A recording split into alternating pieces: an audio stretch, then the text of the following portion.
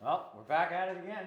I can't wait, and we're doing something a little crazy today. We're shooting on site at a nice location. Looking forward to getting into it with you. We have totally stepped out of our comfort zone today, where we've moved away from the mothership.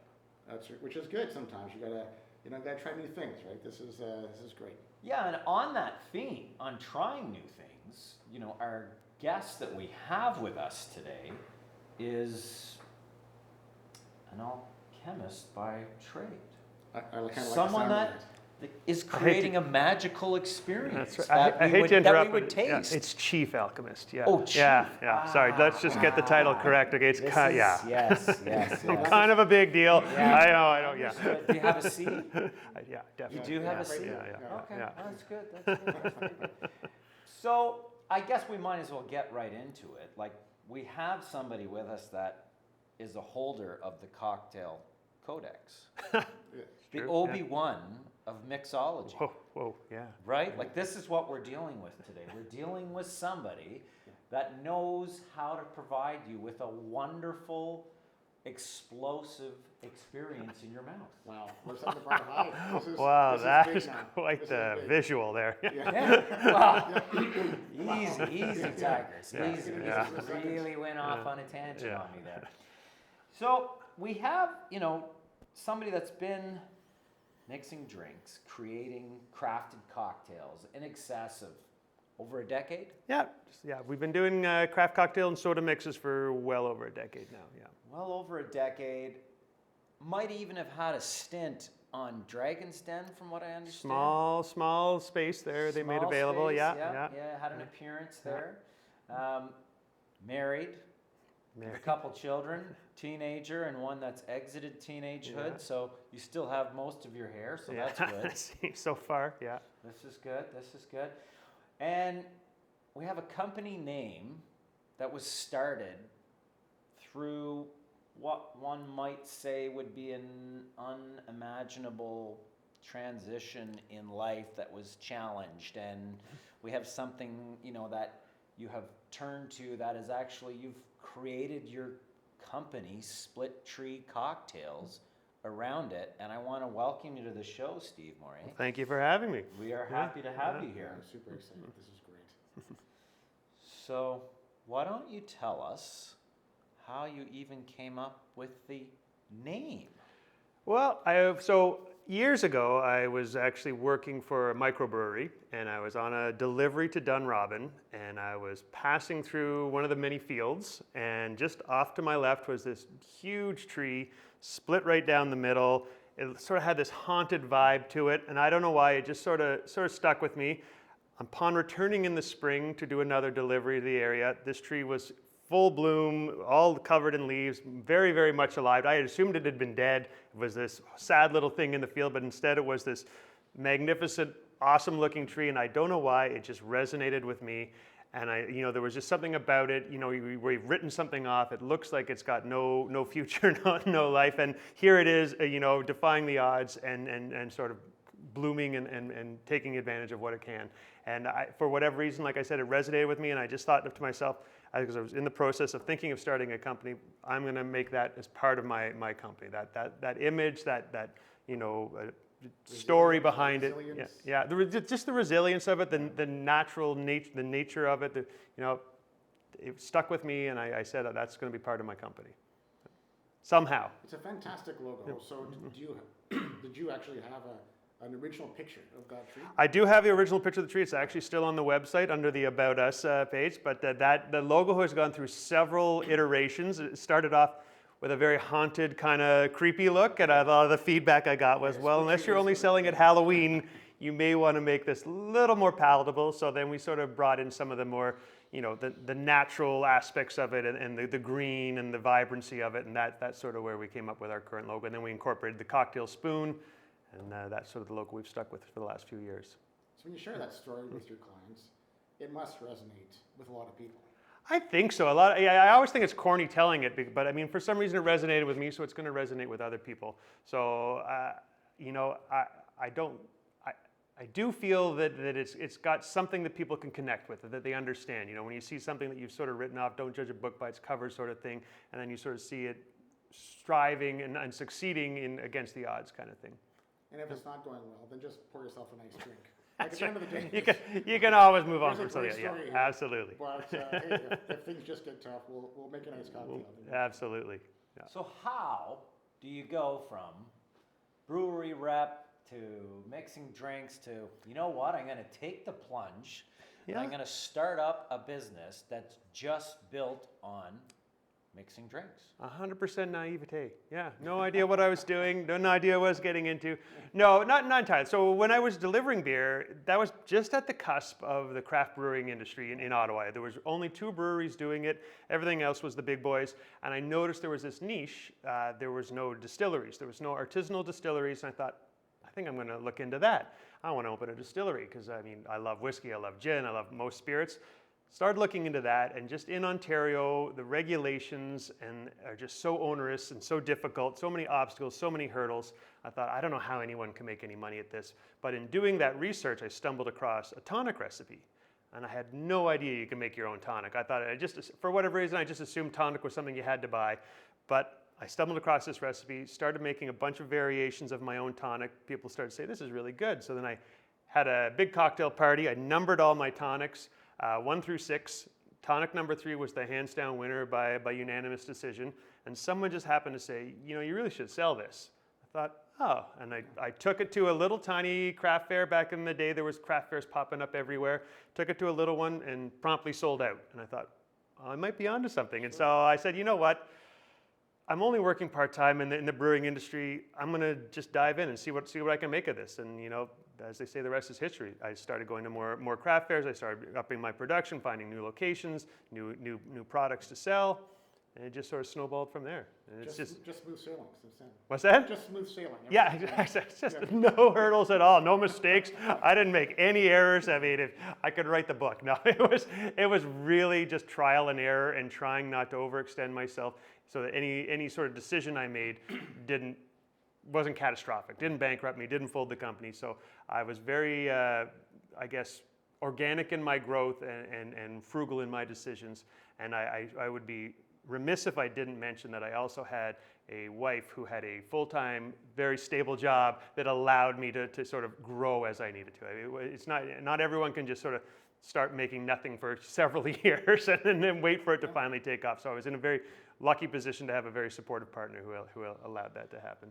Well, just, you know, from an entrepreneur standpoint, from a perspective, like, you know, if you want to just kind of speak to the audience a little bit about, you know, about the sleepless nights, about the things that people don't see. They see your beautiful storefront, they see, you know, success, they see, but I think for the people that don't have that flavor of what it actually means to be a business owner, and you know, if you just want to kind of touch on like some of the sleepless nights, some of the, you know, am I gonna make it? Are we going to make it? Or you know, oh, we've only got enough for another couple weeks in the bank account. How do we make this happen? Absolutely. No, it is, you know, everyone just sort of sees the final product. And a lot of times I think people look at the product you're selling, they calculate in their head, well, that's about $3 worth of product, of ingredients, maybe a couple cents for a bottle, and they think that's it. That's all that goes into it. But there's so much that you don't realize. So if you get into a small business, and like I said, I was extremely naive. I came from the high-tech sort of background and then from the beer industry.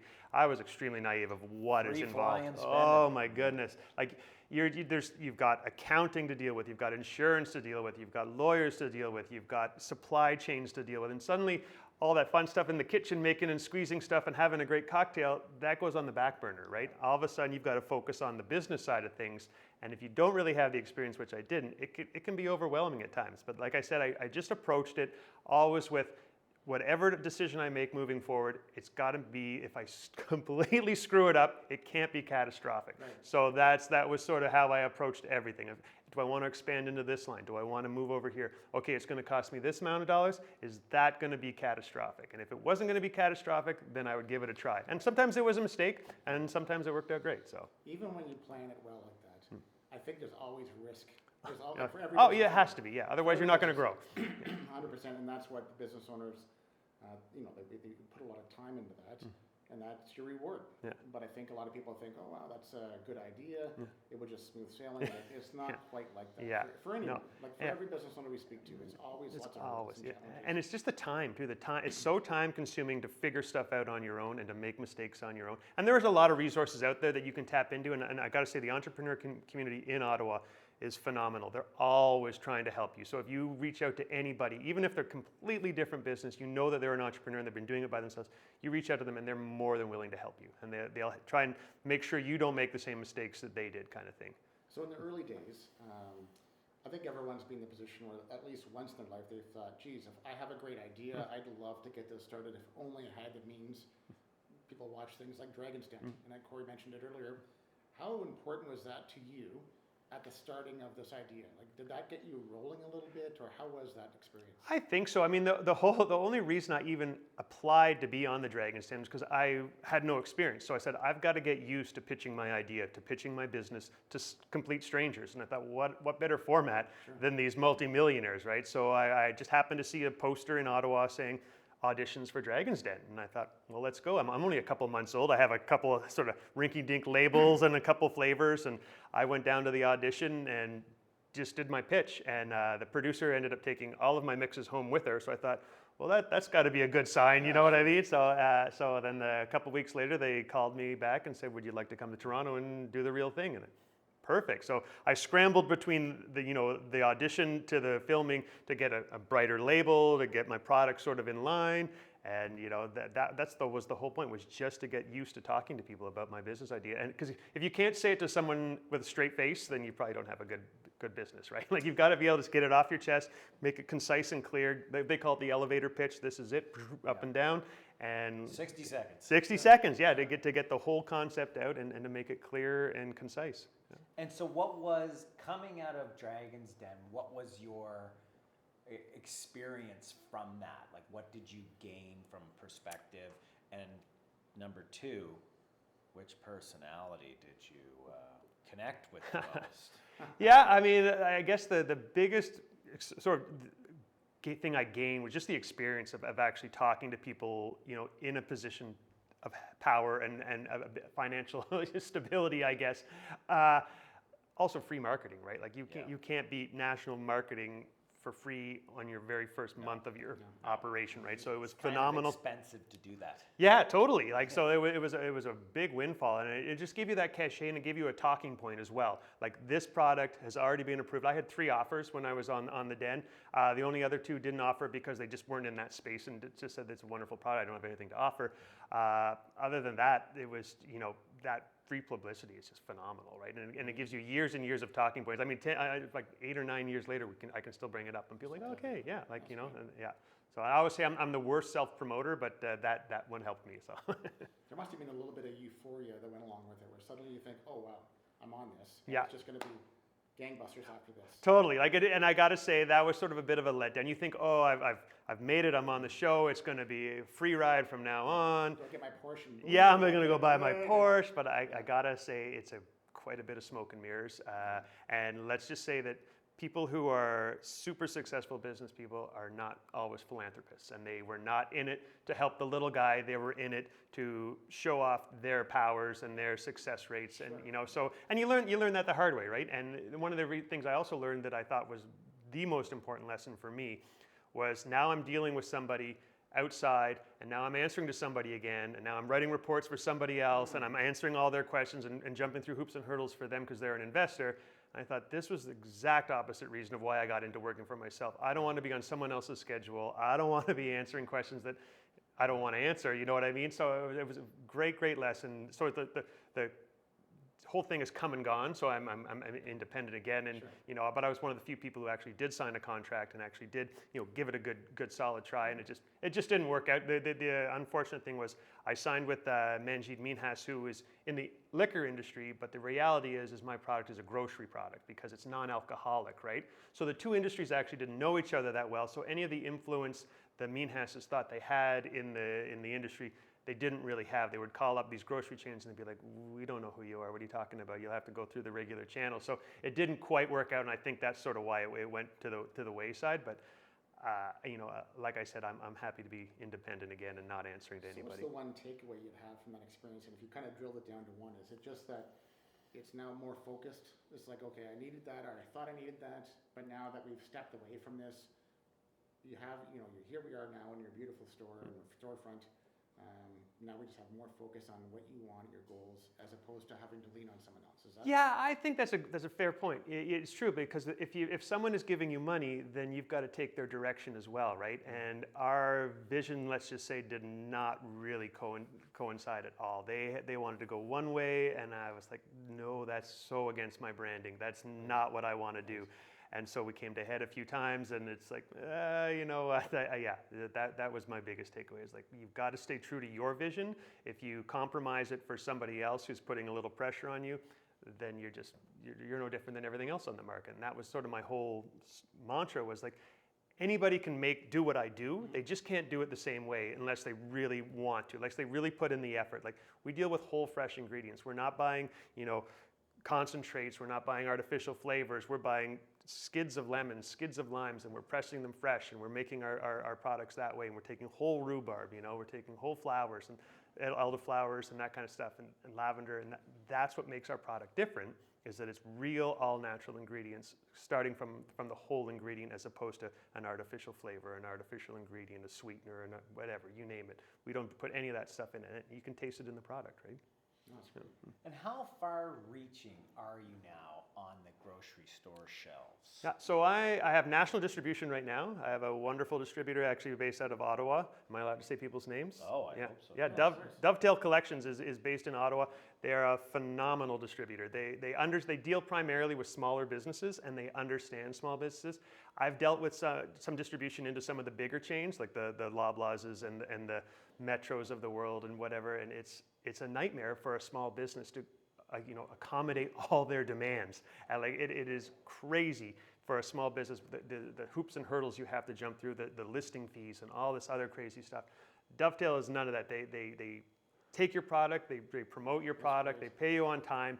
They're just wonderful, wonderful people, and their focus is primarily on the I think it's like a 5% market share that the big guys don't have. I think, what is it? Walmart, Sobeys, Loblaws, Metro, all those guys own 95% of the grocery market, right? So there's 5% left over for the rest of us, and that's sort of where we focus, and that's the independent mom and pops who also understand what it's like to be a small business, and so dealing with those guys is so much nicer. It's just a great experience. So that's where we're at now. But we are right across the country. Thank you to Dovetail Collections. So the product's amazing, and I was first exposed to you, your brand, and your product through my wife Michelle. We came in here, right here, for one of your tasting nights with the cocktails. Mm-hmm. It's amazing. So I really enjoy the product. Thank you. I enjoy the brand itself and the experiences that you're providing clients. Mm-hmm. So it must, for you to distribute and to reach local restaurants, you have come up with some unique ideas, like having client events, or how do you get local businesses to pick up your product more and more? You know what's funny? I actually thought when I first started this, 10 years ago, I thought the bars and restaurants would be my main client. But the reality is, it's actually the home consumer. They're my main customer. I got a few bars and restaurants coming online. They come and go. Bars and restaurants are very, very dynamic, right? They're constantly changing their menus. So to carry one product for a long period of time, it's just not what they want to do. They want to constantly be changing. And the other thing is they're either sort of a big chain restaurant where they want everything as cheap as possible so that they can make it quickly, or they're the opposite where they want to make it themselves in-house and they want to do their own little thing, put their own little touch on everything. So I found that they weren't as interested as I thought they would be. There's still a few, like I said, that come in and they occasionally get something, but just as their cocktail menus rotate, right? They'll come in like, I want this or I want that. Now that I've opened this store, they come in for all sorts of other ingredients, especially the bitters. They love bringing in different cocktail bitters. It just allows them to be really versatile in their menu selection. So they can do anything now. And to have something local where they don't have to order or go find it, they can just walk in and come in. And we do offer a discount to local bars and restaurants as well to help ease the burden a little bit on them, But it's probably perfect timing, because now the expectation that anyone has for a really good drink has changed completely. Totally. When I was bartending back in my university days, it was rum and cokes and gin and tonics, and it was just straight bar rail stuff. Oh, totally, yeah. And now you go into we all have our favorite cocktail places, but like a Riviera or something where they make this is part of the experience. Oh, It's the absolutely. drinks you're Yeah, gonna have. yeah. And what I like about coming here is that this is the place you get all that juniper berries. This is my wife and I always wondered, where do you get juniper berries? And right here. Right here. Get the bitters, get the mixes, all the materials. It certainly makes me want to up my home bar game. For sure, yeah. Yeah, and we mentioned places like Riviera and your favorite cocktail bars. They understand that it is about the experience. I mean, I know you've met Jesse, our bartender, and he is phenomenal, right? Like he gets it because he's like, it's not just a drink where you slide it over, enjoy, walk away. Like you said, rum and cokes, gin and tonics, anyone can make a 2-ingredient drink, right? These are not 2-ingredient drinks. These are a lot of creativity and passion goes into the drinks we create here, and even the science. Yeah, we can get into the science. I'll bring Jesse in later to go over the science of it. But like it's about the experience and walking you through down this journey of enjoying your food, enjoying your evening, enjoying your drink, enjoying your company, and it all is interconnected. And this is just one big piece of that experience, right? And you have to deliver a little bit more than here's your rum and coke, right? And how do you think we went from rum and coke, rye and ginger, to wow, now we're having, different types of tequila and margarita and, all these different, the martinis and all this.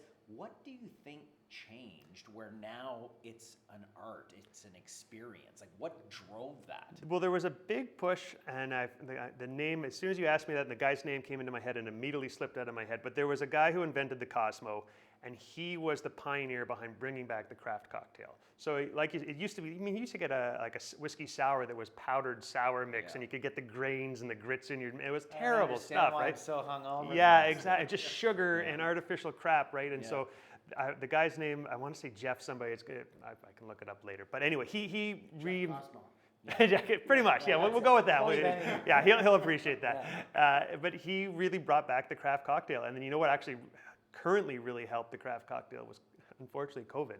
People were stuck at home. They were sick and tired of cracking a beer, cracking a bottle of wine. They had the time, and they wanted to do something more interesting. Yep. And the craft cocktail industry really boomed during COVID because people were home. They had the time on their hands, and they wanted, like a little mini delicacy while they were at home because they couldn't go anywhere. Right. Makes sense. So I have so many people that came in and said, delivering booze now.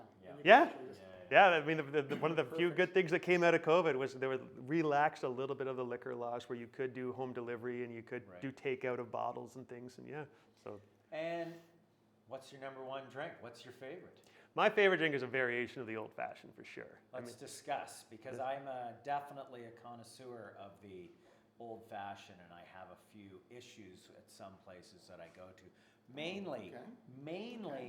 As soon as I see that they don't just have one large ice cube coming, I know it's frustrating. We got shit. I've had an old fashioned delivered to me where the glass was 50% soda water, and I'm like, what is soda water doing in my old fashioned? And you can't, and then full of crushed ice. So. Yeah, if you like an old fashioned, you like it made properly, right? Yes. Yeah. So I mean, my favorite variation of the old fashioned is a bourbon old fashioned. I use my rhubarb and elderflower as the simple syrup. I use a Orleans bitters, which is like a licorice star of anise bitters, and instead of an orange peel, I use a lemon peel. Okay. And so I mean, but the reality is that's the sort of the ratio as you go. You have your spirit, your simple, your sweetener sort of thing, your bitter, and then your garnish. And so you can play around with those in infinite combinations. What is the difference between simple syrup and bitters? Oh, significant. I mean, a basic simple syrup is simply water and sugar. Yep. That's all it is. So we do cordials, which are a variation of basically a flavored simple syrup is what they are. We try to make sure the sugar content is much lower than a typical simple syrup, but it's flavored with all natural ingredients. And the bitters, I always call them the salt and pepper of the cocktail world. It's like adding a little bit of extra flavor to your drink, right? So bitters, back in the day, there was Angostura. You might be able to get your hands on Regan's or Peugeot's. Those were your three. Now, I mean, you've seen my wall of bitters out there, and that's not even scratching the surface of what's available. There's so many. So there's been a real huge revitalization of the bitter industry, and it's super fun because there are so many flavors. And again, you're only limited by your imagination and your creativity. So we get some super fun bitters in there, and you can play around with those all day long with it, especially with an old fashioned. Okay. Yeah. I like the experience of some of these drinks. Like as they get more complex, it certainly gives you more of an appreciation for some of the liquor. Like it's very interesting taste. It's just like going to a nice restaurant. And once you've done a few nice restaurants, you start to appreciate, I see the work that's involved. I see why it's so important to get the ingredients just right. It makes a massive difference between the tastes. And I find with, just like we're talking about cocktails, as we explore and talk about more about having good ingredients and the complexity of the recipes, there are some amazing drinks that you can have, and just really enjoy it for what it is. Not drink it too fast, just enjoy that drink. I always say these are sipping drinks. Enjoy them, savor them. Like you don't need to throw them back, right? The whole point is you have time to sit, chat with your friends, enjoy your drink. When you throw them back, it just leads to bad It, decisions. it certainly does. It certainly does. Or can. You talked a little bit about some hardships you've had in the past as a business owner. What's some of the best experiences you've had? And did you have a mentor to get into this? Like, was there any moment there? I certainly one of the most surprising things about opening this space anyway, it was a bit of again, naivete comes in play, because if I'd known what I was getting into when I tried to, retrofit this space to my vision, I may have run screaming for the hills, but once you're in the middle of it, you just get through it. But I think the biggest surprise is these workshops and how popular they've been and how much fun I've had doing them, because we've been in lockdown for however long, and like to actually come out as a community again and meet your neighbors and just have a drink, have an experience, and mingle and chat with people from all over the city. It's super fun, and people are so engaged and so interested to learn, as opposed to just sort of, sometimes you go out and you're trying to make small talk and you're trying to figure out, well, nothing happened again today or something terrible and I don't want to talk about it. This is sort of like a guided cocktail party where we just get everybody in, complete strangers most of the time, teach them a few things that they're interested in, let them ask their questions, let them enjoy their drinks, and just have a party. It's a ton of fun. It's funny you say that, because that's one of the things I really enjoy about doing it here, was just that interaction. Yeah. And that experience of being around other people. I still think COVID has a little bit of a hangover on us still. Like, even though we're, outside of that by quite a bit now, there's still a little bit of hangover from that, where we just haven't done a lot of group parties. We're getting back into the swing of things. So it's nice when you're sitting at a table with 15 or 20 strangers, getting to meet new people, having cocktails, seeing some smiles, having some interaction. It really, that's a real joy. It is, and it's funny. We always I always do the intro. I let Jesse take over the programming, and then you can sort of see it starts off pretty quiet. People are listening. People are trying to figure out what's going on. And I think by the second or third cocktail, everyone's just talking and chatting and having a good time, and the volume's going up and the laughter's going up, and everyone's smiling and having a great time. And you're right, it's a total hangover from COVID where we haven't been able to go out and just mingle with people we don't know, and just chat and enjoy each other's company. It's a little while for Jesse to come out of his shell, but once he does, Yeah, absolutely. he's very reclusive. He's meant to be a bartender. Yeah, no, he's an incredible asset to Split Tree for sure. Yeah, and we've actually brought on a new sommelier now. So you had met Erin Pepper at the Wine and Pizza. And just another great person, people who just understand that the food and beverage industry is about the experience and about enjoying people's company and savoring new flavors and new things and just having a good time. And they get that, and that's the most important thing, I think, when you go out. And I think for the people that are watching and listening, that to understand that this is a place to come for an experience. 100%. It's an experience is exactly how we describe it. It's an experience. You're doing something. It's hands-on. You're shaking and stirring, and like we always like to say, you're drinking your own mistakes. So if you screw up, sorry, that's your drink for now. Like there's no do-overs. You should have paid more closer attention. But no, exactly. The experience. It's not like another. Here's a box of fresh underwear and socks. Merry Christmas kind of thing. It's like you're going to go out and experience something and learn something and enjoy yourself. And be able to use it pretty quickly. Absolutely, yeah. There's no reason you can't go home and make another drink. Yep. Damn it, I messed up again. Yep. That's right. Yeah. Oh, well.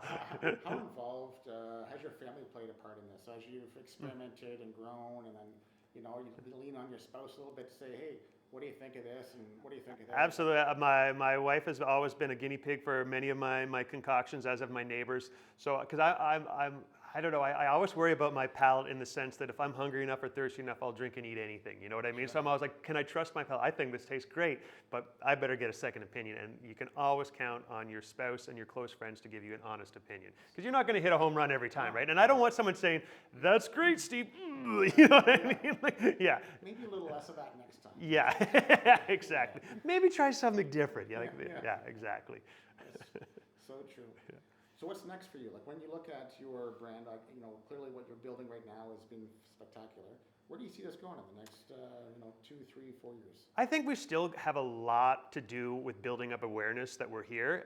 We are tucked away a little bit. We broke a lot of the rules of retail. We're not on Main Street. We don't have high visibility. We're in a fantastic neighborhood. We're in a beautiful location, but we are a little off the beaten path. We like to describe ourselves as a hidden gem. So I think our main goal for the next few years anyway is just to build that brand awareness, to let people know we're here.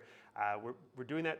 The biggest benefit is primarily word of mouth has really, really been helpful. Some of the Google reviews and stuff, and we try a lot of online advertising and stuff, but it's just stuff like this where, you came in, you met me, you were pleased, you wanted to talk some more, I'm happy to have you. It's that kind of stuff where we're just talking amongst ourselves and spreading the word. And I always say, anyone who comes in here, you got to tell at least 5 friends or you're not allowed back, Get some that good momentum Yeah, going. tell everybody you know, yeah. For sure. And is it only people coming in? Are you going out? Are you doing anything out on the road? Are you doing any corporate or anything like that in terms of what other, services outside of the retail front? Yeah. So we don't do a lot of sort of mobile bartending. We will in the sense if it's a special favor to a friend kind of thing. We aren't really set up to be super mobile. There's guys doing that in the city already. I don't know if you know Greg from Bar From Afar. He is a phenomenal bartender. Used to work at Becta's, and now he's got his own thing. And he does a lot of sort of mobile events. He's got a wicked little trailer that Dolly Bartender, I think he calls it, that he lugs around to different events and stuff. But for us, primarily, we're focused on this as our event space. Yeah. That's great. And then. I lost a question there, but I was going to ask you. It was a good question too, I bet. You know what? I actually was going to ask you. Lies. I want to kind of ask you a little bit about, some of the outside of work.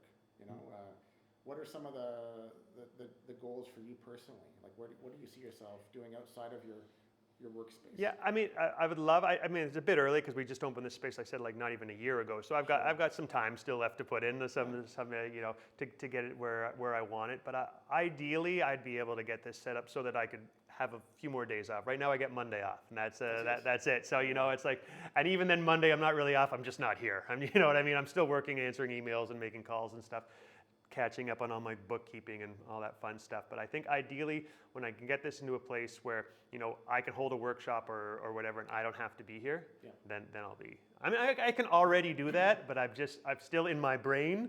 I'm not quite comfortable walking out the door if I'm available. You know what I mean? That's every business. Yeah, exactly.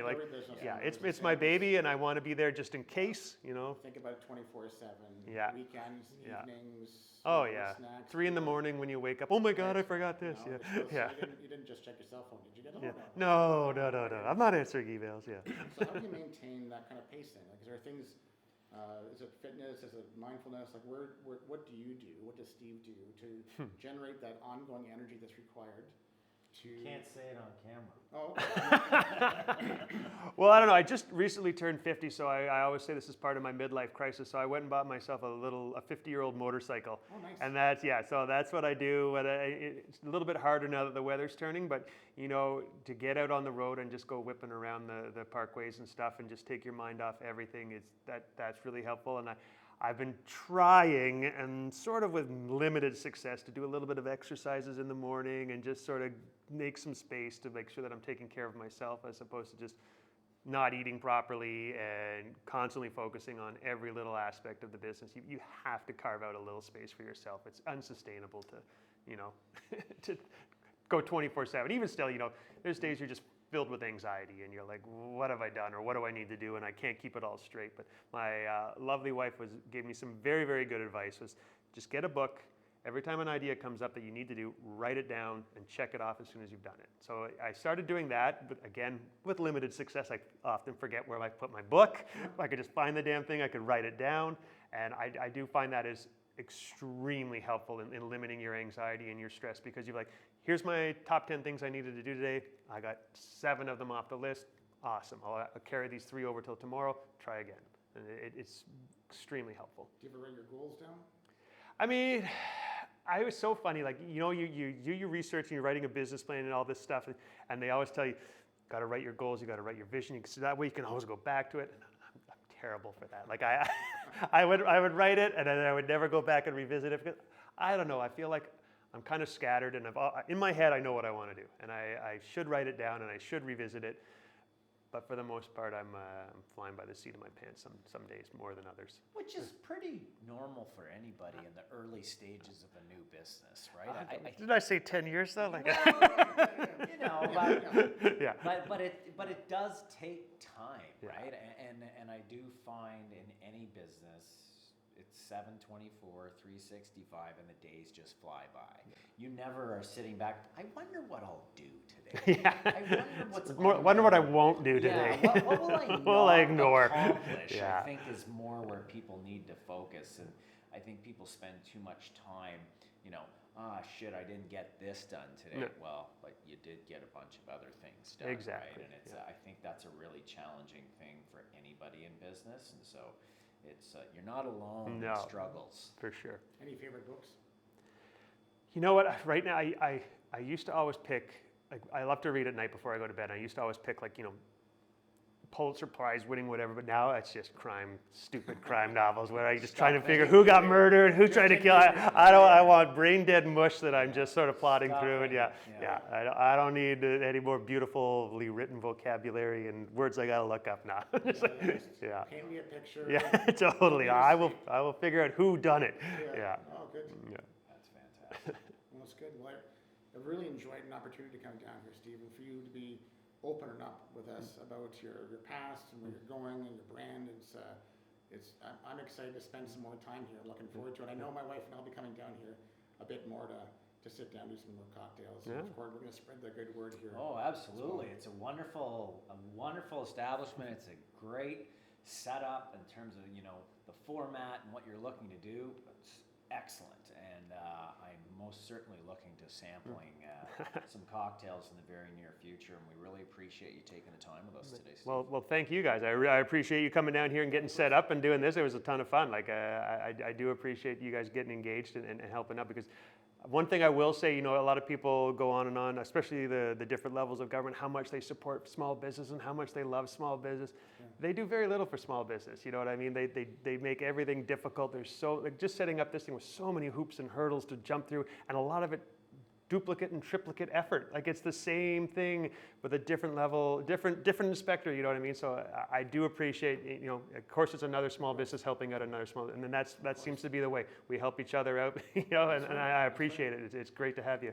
And what's the best way for new people, whether they're listening or whether they're watching, to connect with you and your brand and learn more and just experience what we're talking about today? Yeah, I mean, you can always come into 98J Richmond Road, see us anytime. You can check our hours. We're on the website, splittree.ca. All the info is there. You can give us a call at any time as well. Email is always the best way. If you're looking to do sort of a workshop experience, email is the best. Just that way we can track it and we can make sure we can check you against the calendar and what's available and accommodate all your requests and preferences. And socials? Yeah, oh yeah, Split Tree Mixers. That's on TikTok. Oh, is it TikTok? Yeah, I'm on TikTok. Oh yeah, I'm super hip. You have no idea. You have no idea. Instagram, Facebook, and the platform formerly known as Twitter, X. Of course, yes. That's right. Yeah. Okay. That's great. Yeah. Well, thanks again, Steve. Oh man, thank you. Awesome. Appreciate it. Thanks, awesome. Steve. Cheers. That's right.